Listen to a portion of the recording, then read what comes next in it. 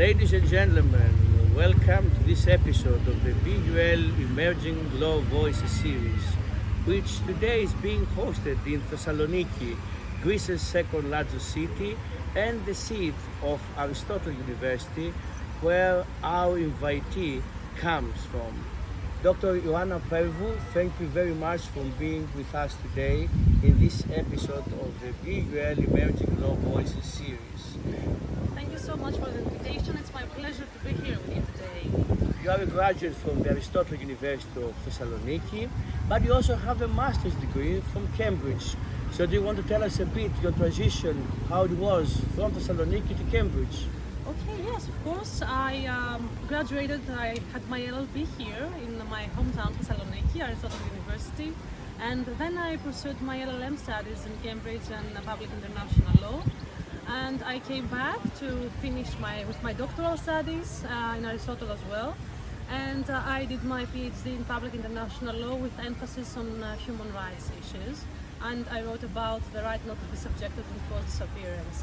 So from 2009 onwards, I'm doing public international law and I'm trying to study as much as I can on that. You write about a very important, very interesting right, which is a very novel also right, the right of disappearance, as you mentioned. One of your books, we're going to discuss also about, you have two books that are going to be begotten in the near future, produced and released. But your first also, the PhD thesis and book is about the enforced disappearances. And it's a very new old life, right? Do you want to tell us a bit about this? Well, thank you so much for the question. Disappearances is a very interesting topic because we have the 2010 Convention of the United Nations, a thematic convention, the 16th Convention of the UN, that has to do particularly with disappearances. The phenomenon is not new. It has been existing almost like forever, from ancient times, medieval times, and of course in the modern times. However, because of the fact that the practice is a very complex one and intriguing one, the legal conceptualization of disappearances has always been considered a saga. And for this reason, we didn't have a convention up till 2010. Many writers actually mentioned that the Convention Against Torture was actually a way to combat what was going on in Latin America, whereas what we needed at that time was the Convention Against Disappearances. It is a very interesting topic. It is a convention that has so far many state parties, and it is Which is surprising, as you say, because in Latin America we know that there were flagrant violations, particularly of this right, and the phenomenon was very extensive of disappearance of people. Yes, many refer to what happened in Latin America from the 1950s onwards as the World War II of Latin America, because they had many victims, and all the countries, almost all countries in Central and Latin America suffered many years from disappearances and the practice of authoritarian regimes that they were actually disappearing anyone that they did not consider to be in line with them. So it was something that did not gain attention at the very beginning. After that, there was actually legal hesitance on how we're going to deal with that. And finally, in 2010, we had the UN Convention. And from that time onwards, we have systematic research on disappearances and, of course, on the legal norms that the Convention actually gives us. However, there are still many things to do with disappearances. The Convention introduces a right against disappearances. It's also a jus cogens right or just a right? Well, to my point of view, it is a jus cogens right for sure.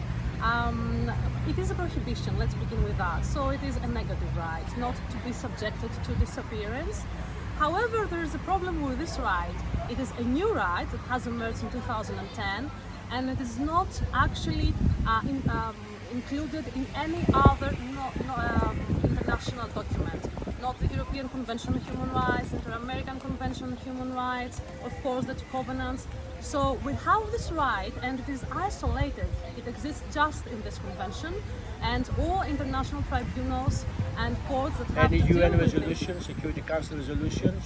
Security Council resolution does not refer to disappearances. Actually, we have a declaration of 1993 and then the convention. We have just a declaration that prepared sorry for the convention. Because in my mind now comes the Convention on the Protection of the Rights of Persons with Disabilities. But there you have also UN Security Council resolutions which come to underline the protection the Convention gives to these people. So maybe that's a point when it comes to disappearances. That's a tricky point. We have excessive jurisprudence from regional courts, in particular the Inter-American Court of Human Rights and now the European Court of Human Rights. And now we have the connection of disappearances with new methods. It's not only the archetypical methods of Latin America. We have the connection of disappearances with anti-terrorist methods, and we actually have the connection of disappearances with things like secret detention, unacknowledged detention, and incommunicado detention. So we consider that this convention actually covers all these issues to a larger or not extent, and it is a very interesting thing to do. In Latin America, they consider it jus cogens because they have suffered enough from that, and this trauma has led the regional courts. What you say is very interesting because we know this is not the case in jus cogens, but when it comes to customary law, we spoke also about the regional custom. We cannot have regional jus cogens, for example, but this kind of a situation you describe, make a continent, Latin America, accepting maybe the jus cogens character of the issue, whereas other continents like Europe being a bit more kind of reluctant to acknowledge the jus cogens character. Precisely. I believe, and what I actually support, is that a customary rule not to be subjected to disappearances exists from 1990 at least onwards, when we had the declaration, because we have a UNGA declaration on that, which means that we have at least some kind of opinion juris and state practice combined in this declaration.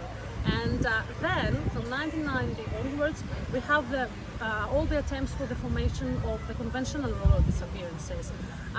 When it comes to jus cogens, I understand that jus cogens means universality, and it means something harsher than just a customary prohibition. The Inter-American Court on Human Rights mentioned not just once, but in many cases, that a disappearances makes a person go in a legal limbo.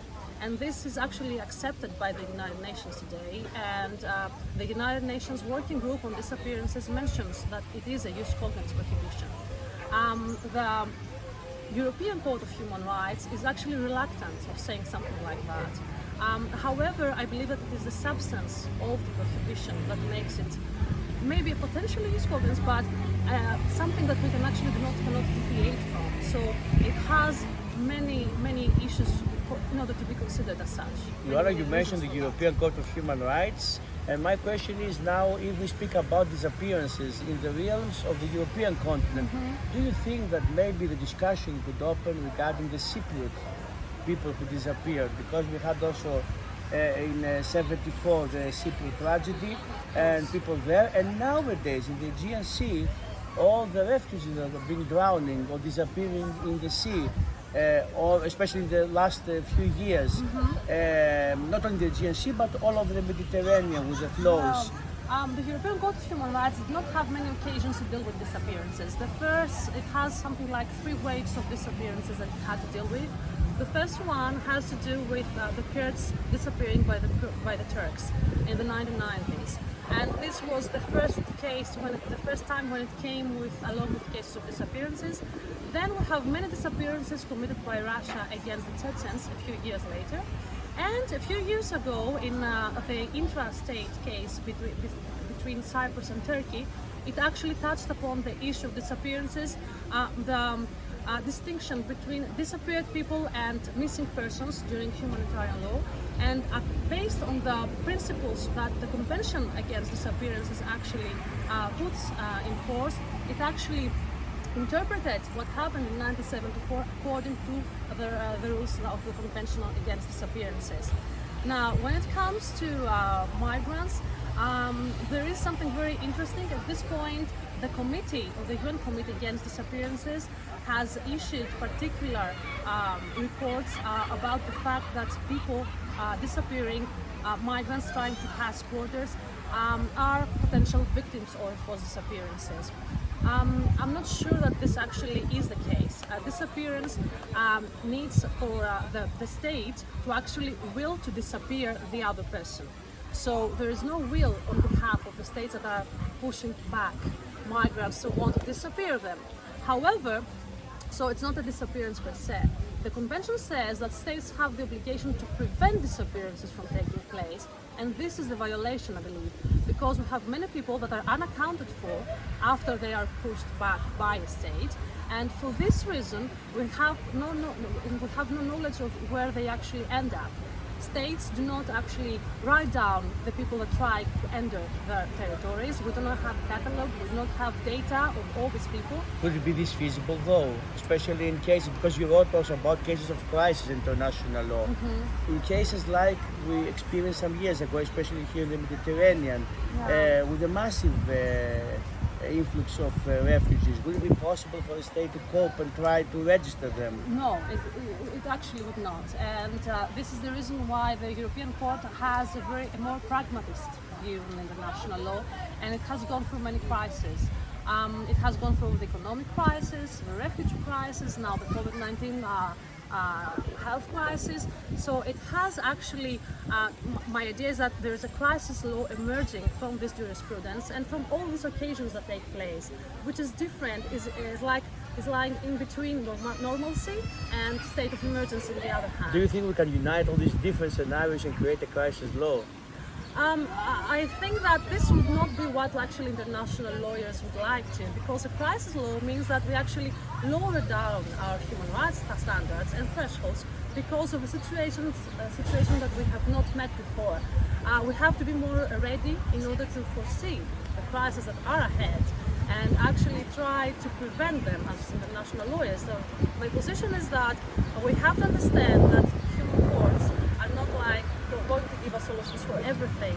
It is the norms, it is the lawyers that have to try to foresee what's coming in order for us not to lessen our thresholds all the time due to crisis that exists. Any crisis. I think this is very important, very pragmatic also, as you mentioned, but we shouldn't expect everything from the courts. So do you think that this is the case also with the climate litigation that is now before the European Court of Human Rights?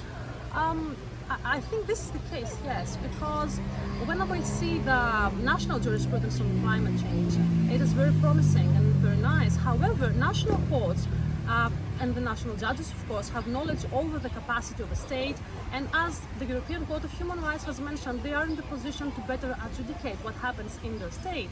When it goes, of course, to the European Court of Human Rights, subsidiarity exists, and it is a court whose jurisprudence actually will cover all member states. So I think we're going to be very careful about environmental litigation that actually arises at this time before it. It is different to have national adjudication on that and compared to European litigation. Although everyone would be extremely happy to have cases like decisions like that on environment, and everyone would like states to mitigate their carbon dioxide emissions and everything, I don't think that would be feasible. And compared to what we have seen in other crises, and if we have climate crisis before us, I don't think the European Court would be very keen on that, to have such kinds of decisions. It's very interesting what you say regarding the margin of appreciation, also whether we expand the margin of appreciation or not. Yes, of course, because we have a different margin of appreciation, and I don't think we have this this sticking point where we change litigation over that. It's something very new.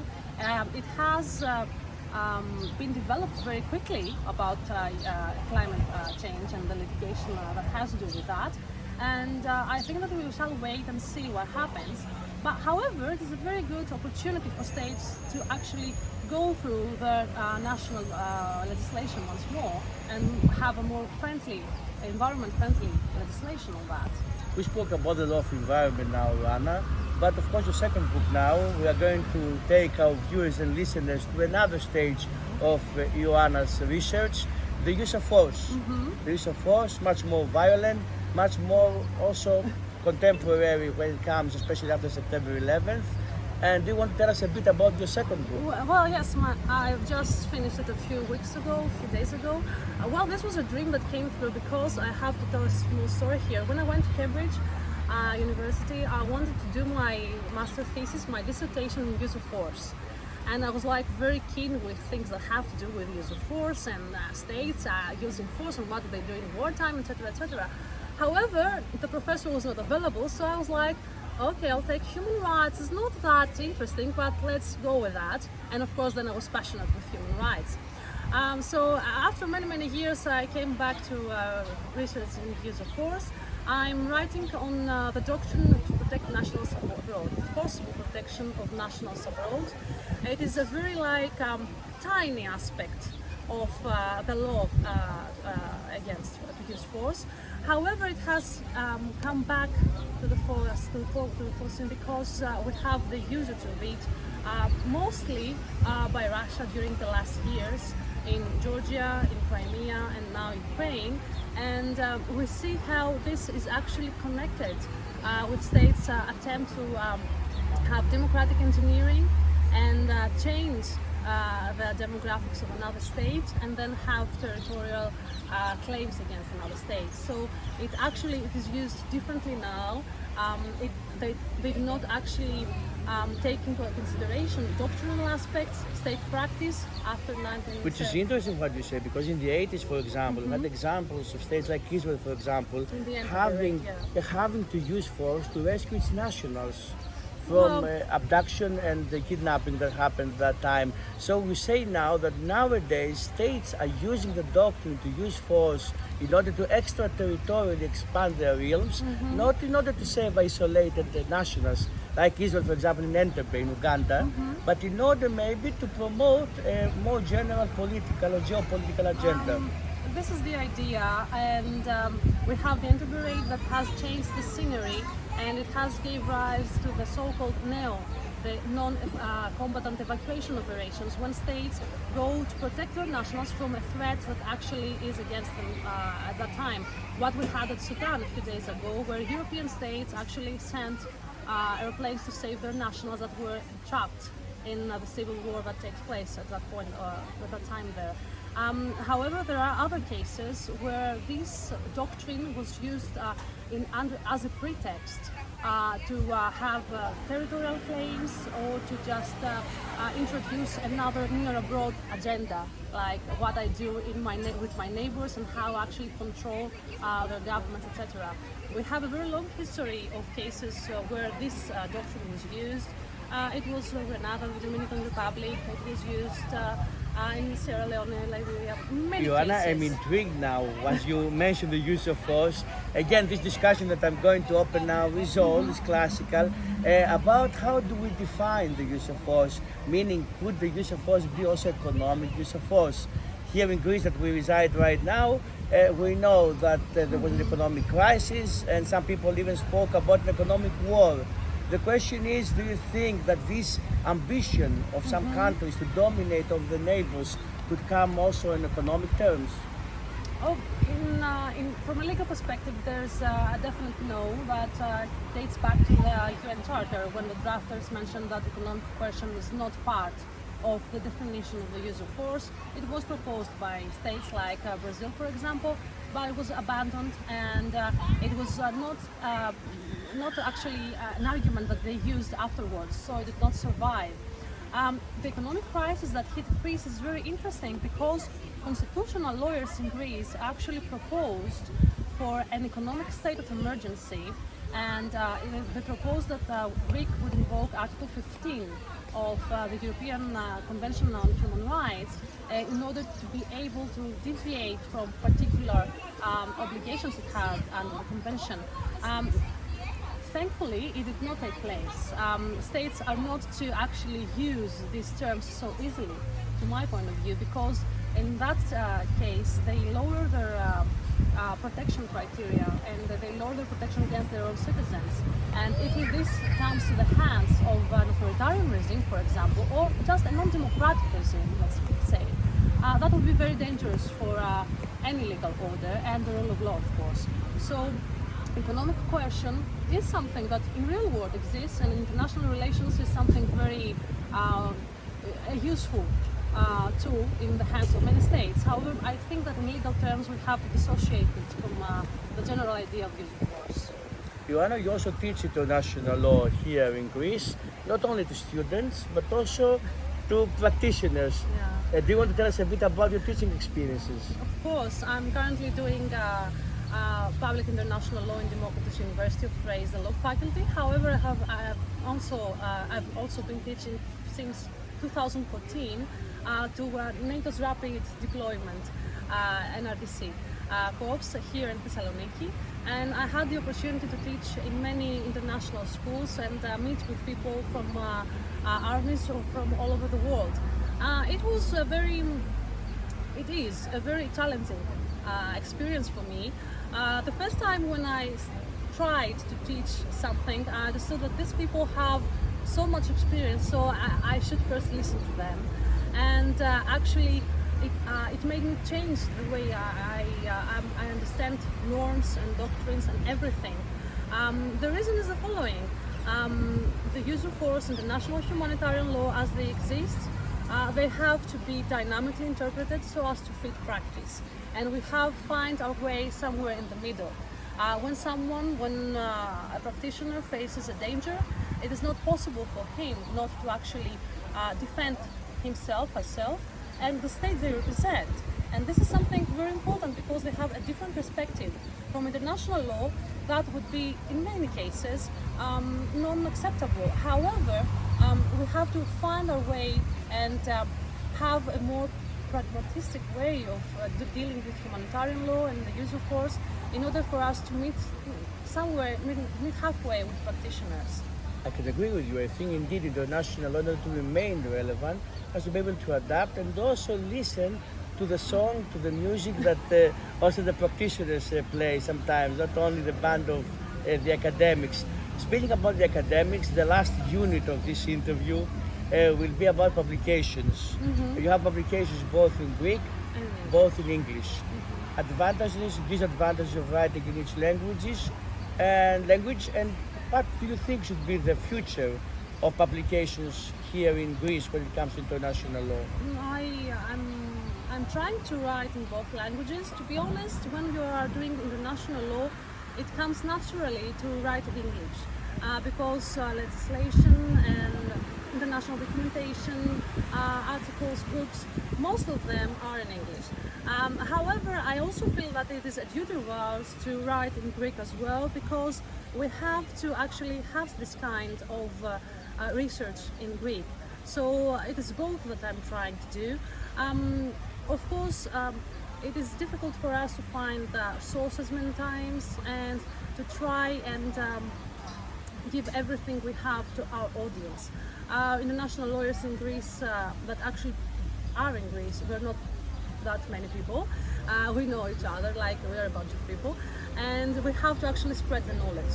So in the future, what I see is that we need to publish more in English and maybe in a more like in a way that will have the Greek school international law all together and under a certain umbrella, I don't know, maybe a journal or whatever, that will actually promote the thesis of Greek lawyers on the field. Which is very important. Reminds you the Italian Review of International Law that was quite recently instituted there in Italy in order to gather, as you say, the voices of international law in the country. Ioanna, thank you very much for this interview. It was a pleasure to have you here in this series. Ladies and gentlemen, thank you for being with us today. It was Ioanna Pervou in this episode of the BUL Emerging Law series, and I'm Dr. Solon Solomon from BUL University, London. We look forward to seeing you in the next episode of the series.